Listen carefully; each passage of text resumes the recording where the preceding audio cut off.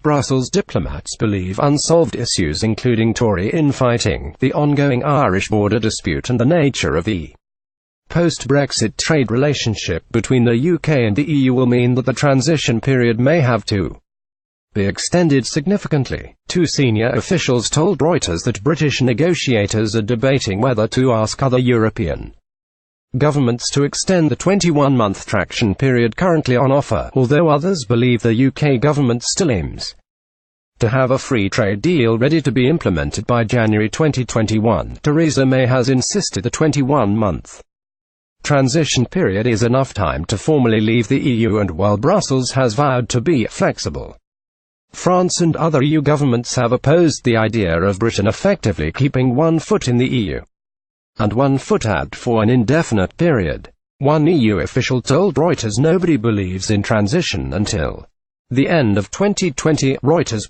told Britain end up remaining in a transition period after the end of 2020, but we don't want to propose an extension straight away. That is a leverage we have over London in the talks. Brussels also realize Mrs May cannot publicly request a transition extension without risking the wrath of Brexiteers who want the UK to leave as soon as possible.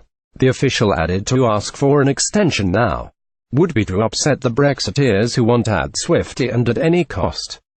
Getting May's Brexit guru Ollie Robbins is due in Brussels tomorrow to take stock of Brexit progress. The first round of Phase 2 talks began earlier this week after Michel Barnier travelled to London for a working lunch with his British counterpart, David Davis. Speaking to reporters after the lunch, Mr Barnier told Britain the time has come to make a choice, as he issued a major warning about unavoidable trade barriers if the UK quits the customs union. He said, Mrs May has asked to benefit from the single market and the customs union for a short period. The European Council has indicated its readiness to consider this request. The conditions are clear, very clear. Everyone has to play by the same rules.